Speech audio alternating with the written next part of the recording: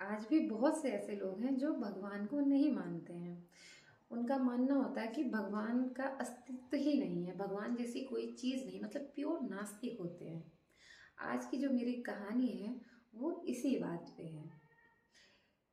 एक रवि नाम का लड़का था जो बिल्कुल ही नास्तिक था। उसे लगता कि मंदिर, मस्जिद, गुरुद्वारे, चर्च ये सब बकवास चीज़ें हैं।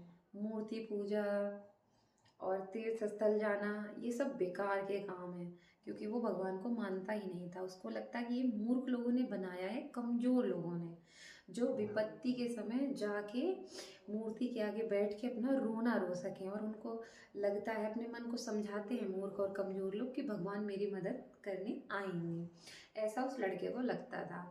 और उसके बिल्कुल ही विपरीत उसके पिता बहुत ही पूजा पाठ करते थे, और मंदिर आना जाना और तीर्थ स्थल जाना, मतलब उनको बहुत ही अच्छा लगता था। लेकिन रवि को ये सब बिल्कुल पसंद नहीं था। और उसके पिता बचपन से ही रवि को समझाते थे कि बेटा भगवान है तभी हम लोग हैं। लेकिन वो लड़का बड़ा हो गया, फिर भी अपने पिता की कोई बात नहीं मानी। उसको लगता कि मेरे पिता भी मूर्ख लोगों में से एक है। लेकिन वो कुछ कहता नहीं था, सुन लेता था। फिर रवि ने एक मेडिकल स्टोर खोला। मेडिकल स्टोर खोला उसने, और वहाँ पे वो दवाइयों का काम अपना चालू कर दिया। लोग आते और उससे दवाइयाँ लेके जाते थे। काफ़ी फास्टली काम करता था, और कभी भी किसी को कोई रॉन्ग दवाई नहीं दी उसने, कोई गलत दवाई नहीं दी। काफ़ी उसका नाम हो गया आसपास में। लेकिन उसमें एक गलत आदत थी, वो ताश के पत्ते खेलता था। उसे ताश खेलना बहुत पसंद था।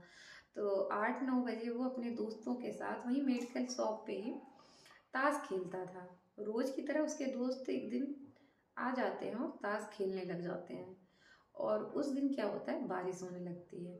बारिश होने की वजह से मेडिकल स्टोर पे काफ़ी टाइम हो जाता है। उसके दोस्त घर भी नहीं जा पा रहे थे, और रवि खुद भी घर नहीं जा पा रहा था। तो लोग अपना टाइम पास करने के लिए ताश खेल रहे थे। सब इंतजार कर रहे थे कि बारिश बंद हो तब हम लोग निकलेंगे। इतने में एक लड़का आ जाता है, 8-9 साल का रहा होगा मुश्किल से, बारिश में भीगता और रोता हुआ, कि अंकल अंकल मुझे जो है ना ये दवा दे दीजिए, मेरी माँ जो है उनकी तबीयत बहुत ख़राब है। तो रवि को ताश खेलना बहुत पसंद था। उसे लगा अरे ये कहाँ से आ गया, अब तो मुझे उठना पड़ेगा। तो बेमन के उठता है वो, चिढ़ा चिढ़ा सा, क्योंकि उसके मन पसंद खेल था ताश, उसके खेल में विघ्न पड़ गया था। उठता है, उस लड़के से पर्ची लेता है, और बिना मन के एक दवाई उठा के उसको दे देता है। पर्ची भी ध्यान से नहीं देखता है, उसको इतना ओवर कॉन्फिडेंस था कि मैं तो दवा दे ही दूंगा। तो दे देता है लड़के को दवा, और लड़का जो है थैंक यू बोल के चला जाता है। इतने में फिर रवि जो है देखता है, पर्ची पे नजर जाती है उसकी। फिर कहता है अरे ये क्या दे दिया मैंने, मैंने तो इसको चूहे मारने की दवा दे दी। अब उसके पैरों तले जमीन खिसक गई।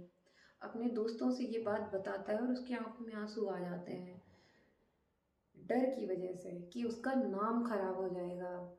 इतना नाम उसने बनाया है, और वो अगर चूहे मारने की दवा अपनी माँ को देगा बच्चा, तो माँ तो मर जाएगी, और फिर मेरे ऊपर केस हो जाएगा, मेरा नाम खराब हो जाएगा। बहुत घबरा जाता है। उसे उस माँ की फिक्र नहीं थी, सिर्फ अपनी रेपुटेशन की फिक्र थी।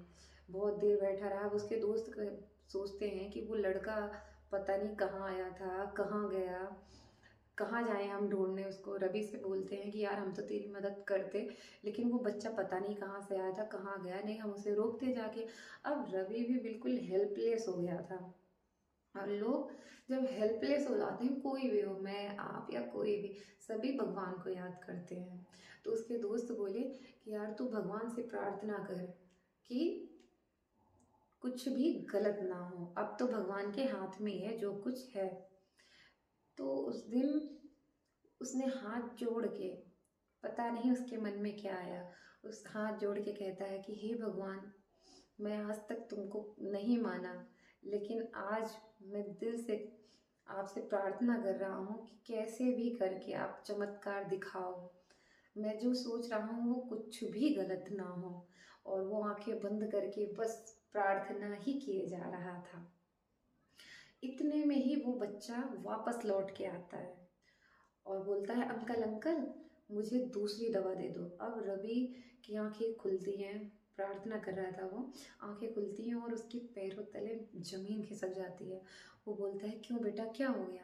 तो बोलता है कि लड़का बोलता है कि अंकल अंकल मैं तो घर भी नहीं पहुंच पाया था, तभी वो बोतल जो है मेरे हाथ से छूट गई और टूट गई।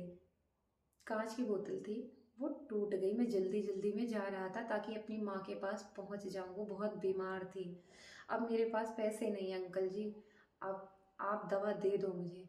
तो रवि उस बच्चे को पकड़ लेता है बड़े प्यार से और बोलता है बेटा तुम चिंता मत करो, तुम्हारी माँ की जितनी भी दवा चलेगी सबका खर्चा मैं उठाऊंगा और तुम्हें घर पे भी मैं ही छोड़ूंगा।